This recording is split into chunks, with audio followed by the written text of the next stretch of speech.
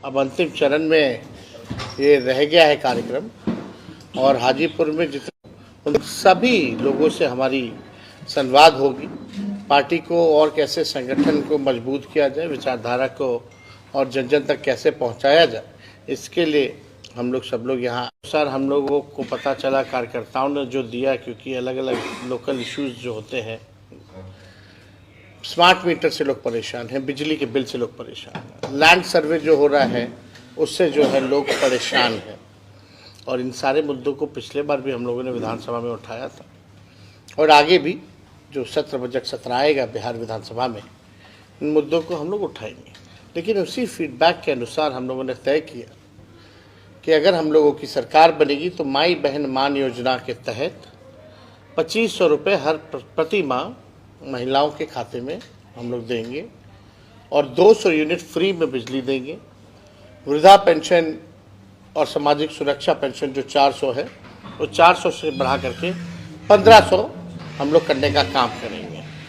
Gas cylinder की भी बात आई है, बहुत महंगा है, चूल्हा जलाना गांव में मुश्किल हो गया इस महंगाई में, तो उसको भी बात हो रही है 500 करने की।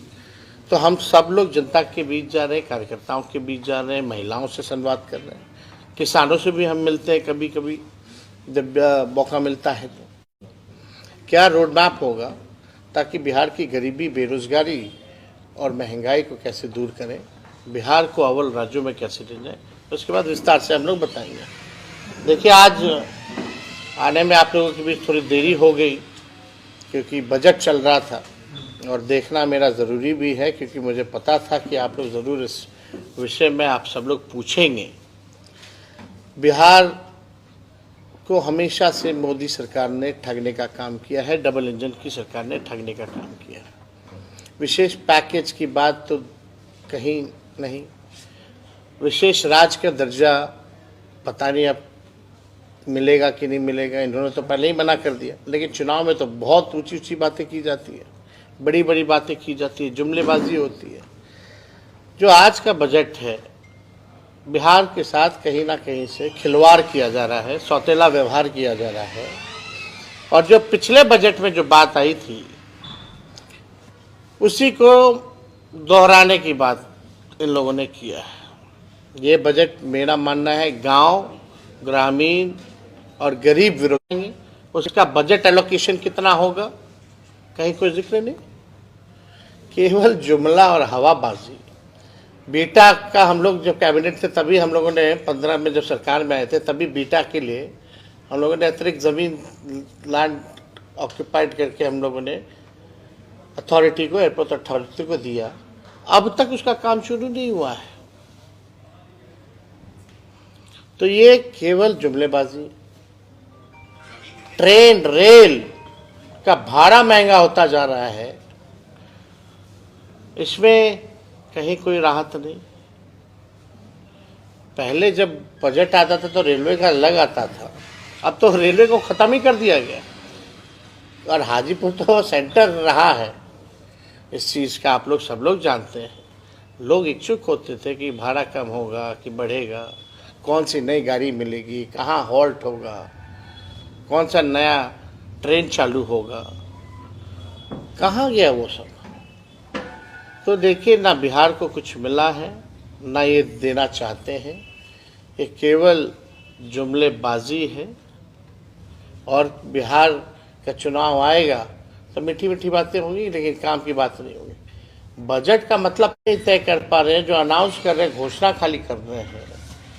ये तो वही पुरानी बात है।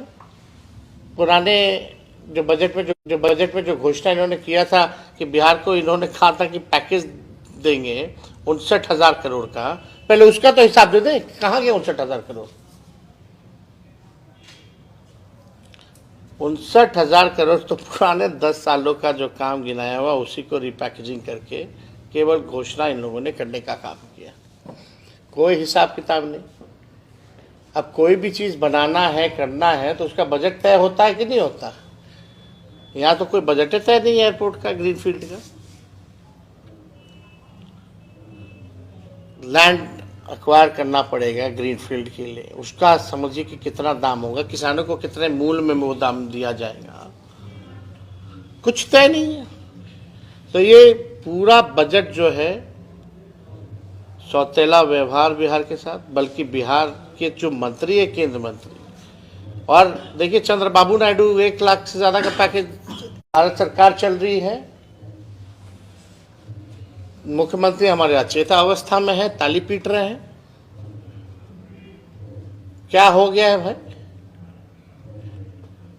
अब बिहार की विशेष राज्य के दर्जा बोलते थे पद यात्रा करेंगे, अब कब करेंगे? अब तो देने।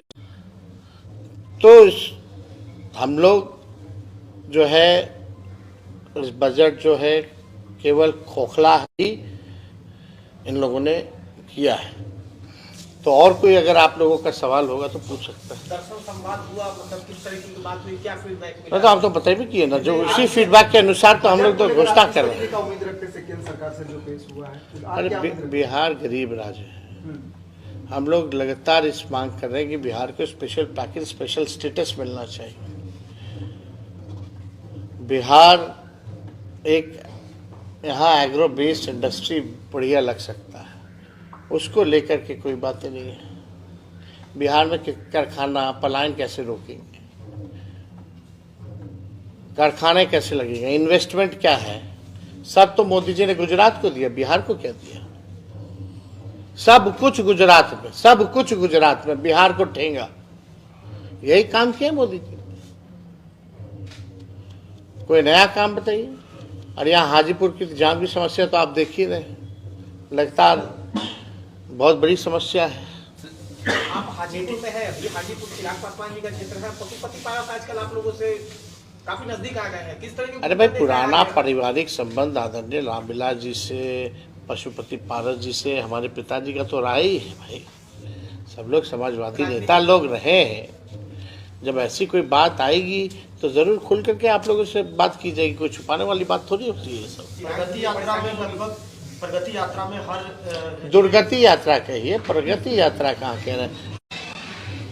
वो तो जा नहीं रहे ना, जनता से समझवाते। वही पटना का जो चंद अधिकारी वही यहाँ आ जाता है, मीटिंग हो जाती, वाह वाह वाह, बतख को लाता है तो किराए पे लाता है। सबसे बड़ा सवाल यह है कि 500 करोड़ लगभग एक जिले को मिलता है। ऐसे अगर बिहार भर की बात कहाँ कौन जिले को मिल रहा है भाई? 2 अरब 25 करोड़ 78 लाख तो मुख्यमंत्री इस यात्रा पे खर्च कर रहे हैं। क्या चीज के लिए कर रहे हैं पता है आपको?